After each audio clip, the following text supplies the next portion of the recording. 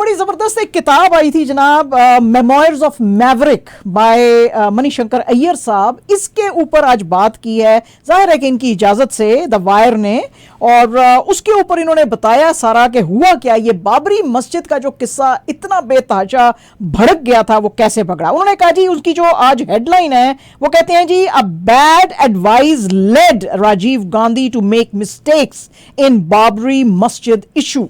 अच्छा, ये हुआ क्या हुआ, ये वो कहते हैं जी, अक्टूबर 1985 में अरुण नेहरू साहब जो हैं, एक उनको जो है बनाया गया minister of state for internal security. और जाहिर है कि इनको जिस वक्त लाया गया तो लोगों को बहुत लगा कि जी इनसे ज्यादा काबिल लोग भी लाए जा सकते थे, लेकिन इनको जो लाया गया है तो इसका साफ मतलब है कि इनका बहुत पॉलिटिकल क्लाउड, यानी कि बहुत पॉलिटिक्स के ऊपर इन्फ्लुएंस है। क्योंकि राजीव गांधी साहब जो हैं उनके बारे में मशहूर था कि वो बड़े अच्छे, बड़े कैपेबल लोगों को अपने पास रखते थे और उनकी सुनते थे। जब इनको लाया गया तो पता चला कि जी नहीं, इनका जो पॉलिटिकल इन्फ्लुएंस है वो उनके ऊपर काम कर गया। इंडिया टुडे की एक रिपोर्ट आई थी अक्टूबर 31, 1985 में, जिसमें कि उन्होंने इनको, अरुण नेहरू साहब को, fastest rising star in Rajiv Gandhi government जो है वो कहा था, after the resignation of Narayan Dutt Tiwari जो कि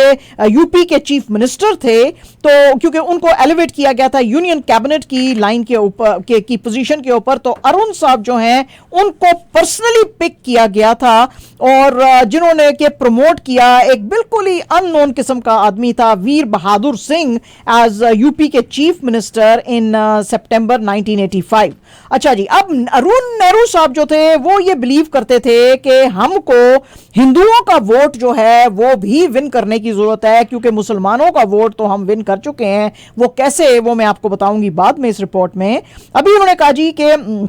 हमको ये करना है, और हम कैसे करेंगे, हमको कुछ ताले खोलने पड़ेंगे। तो अरुण नेहरू साहब ने क्या किया कि जो ताले लगाए गए थे बाबरी मस्जिद के दरवाजों को, गेट के ऊपर, इन दिसंबर 1949 में ही, ये जो 16th सेंचुरी मॉस्क थी, इसको मेन स्ट्रीम पॉलिटिक्स में लाके लोकल डिस्प्यूट जो है इसके ऊपर खड़ा कर दिया गया। और ये जो थी चीज जो कि 19th सेंचुरी के अंदर जो खत्म करने की कोशिश की गई थी, उसको जी फिर से बेस बनाया गया और कहा गया कि ये जो जहां पे मस्जिद, बाबरी मस्जिद बनाई है, ये तो लॉर्ड राम की जो है जन्मभूमि है, यानी कि ये उनकी बर्थ प्लेस है। और वैसे तो इसका कोई नेशनल इशू या डिस्प्यूट बनता नहीं था, क्योंकि 35 इयर्स पहले ही इसको लॉक कर दिया गया था और ये मसला कोई कुछ ध्यान नहीं दे रहा था। लेकिन अरुण नेहरू साहब की मेहरबानी से ये मसला जी बेतहाशा जो है सामने आ गया। उसकी वजह है, वो कहते हैं जी कि ये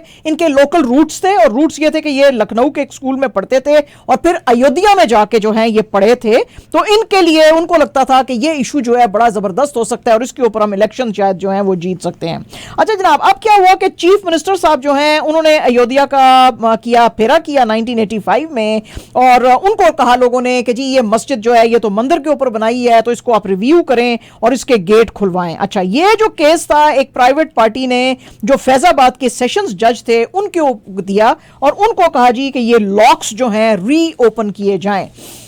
ये जो लॉक्स थे, जो आपको मैंने अभी बताया कि दिसंबर 1949 से ही उधर लगाए गए थे, उसको ट्विस्ट किया गया उस चीज को, और कहा गया जी कि ये तो एक एग्जीक्यूटिव ऑर्डर था जिसकी की वजह से इसको लॉक लगाए गए, जुडिशियल ऑर्डर तो था ही नहीं। तो जुडिशरी को ऑर्डर देना चाहिए कि वो बाबरी मस्जिद के गेट पे जो ताले हैं उसको निकाल दिया जाए। अच्छा जी, जज जो हैं उन्होंने फटोफट इनकी हियरिंग शुरू की और उन्होंने भेजा ये मसला लोकल पुलिस और डिस्ट्रिक्ट मैजिस्ट्रेट को, और उनको कहा जी कि क्या ये मसला भड़क सकता है कि नहीं भड़क सकता है। जिन्होंने कहा, लोकल पुलिस ने और डिस्ट्रिक्ट मैजिस्ट्रेट ने, कि ये तो बिल्कुल ही एक नॉन इशू है, ये कैसे भड़केगा। तो उसके ऊपर फिर सेशंस जज जो थे उन्होंने ऑर्डर दिया कि ये ताले आप खोल दें। और फिर क्या हुआ, जैसे ही ऑर्डर मिला कि बाबरी मस्जिद के गेट से ताले हटाए जाएं, विद इन मिनट्स, जो कि मणिशंकर अय्यर साहब की किताब कहती है कि the whole thing was orchestrated, उनके मुताबिक हिंदू डिवोटीज जो थे जी वो मस्जिद के अहाते में पहुंच गए और उन्होंने कहा जी कि ये मस्जिद जो है ये राम की जन्मभूमि है और इसके ऊपर बनाई है, इसको जो है यहाँ पे पहले मंदिर था, इसको खत्म करो। अब जब ये झगड़ा हुआ तो एक प्राइवेट मुस्लिम पार्टी ने यूपी का जो हाई कोर्ट है उसके अंदर पिटीशन डाली। उन्होंने कहा जी ये तो हमारी मस्जिद को गिराना चाहते हैं, तो मस्जिद को तो नहीं गिराना चाहिए है। तो अब उनको लगता था कि ये जो थे ये फैनेटिक्स थे जिनको कि वो सैफरन फोर्सेस कहते हैं, मणिशंकर अय्यर साहब, वो कहते हैं जी कि 1984 में वो इलेक्शन जीतना चाहते थे और इसलिए उन्होंने इसको कम्युनल रंग दे दिया क्योंकि ये वापस पॉलिटिक्स में आना चाहते थे और इन्होंने चीजों को भड़का दिया। पब्लिक भड़की, पब्लिक ओपिनियन जो है वो भड़का और लोगों को क्या लगने लगा इस सारे में, हालांकि गेम तो पीछे कोई और कर रहा था, गेम तो कर रहे थे अरुण नेहरू साहब और जो है अपने दोस्तों यारों के साथ मिलके, लेकिन पब्लिक के अंदर ये ओपिनियन गया कि ये सारे का सारा काम राजीव गांधी साहब की मर्जी से हो रहा है। राजीव गांधी साहब ने को सामने आना पड़ा, इतना ज्यादा ये उनके ऊपर प्रेशर बन गया कि उन्होंने आके कहा कि नहीं, मुझे इस कॉन्स्पिरेसी में डार्क में रखा गया था, मुझे इसके बारे में कुछ भी पता नहीं है, मैं मुसलमानों के साथ खड़ा हुआ हूं। आपको तो पता ही है कि जब शाह बानो का मैटर आया था तो मैंने कैसे मुसलमान औरतों का साथ दिया था और यह बिल्कुल गलत है। लोगों ने कहा कि आप तो प्राइम मिनिस्टर हैं मुल्क के और अगर आपके बताए बगैर, आपकी नॉलेज के बगैर ये सारा कुछ हुआ है तो भी गलत है और अगर आपने ऑर्डर्स दिए हैं तो भी ये गलत है। बहरहाल जी वो कहते हैं जी करना क्या हुआ कि वो दिन और उसके बाद का दिन बाबरी मस्जिद फिर ढाई गई, फिर उसके ऊपर जो है बड़े वो हंगामे हुए और ये क्या, तो उन्होंने कहा जी कि वैसे तो ये काम किसी और का था लेकिन प्राइम मिनिस्टर साहब जो हैं वो उनका जो है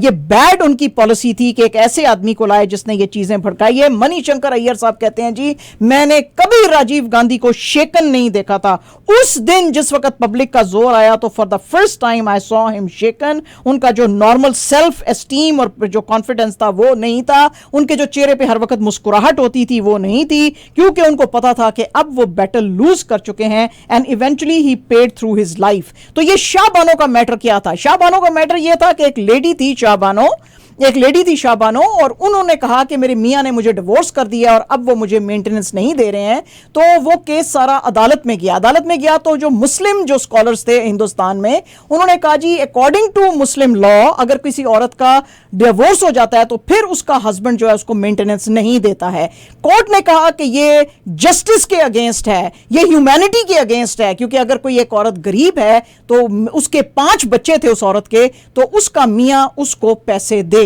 लेकिन राजीव गांधी साहब ने एग्जीक्यूटिव ऑर्डर्स देते हुए सुप्रीम कोर्ट के उस फैसले को वापस किया और मुसलमानों को खुश किया। ये स्पेशल रिपोर्ट एंड सब जैसे मैं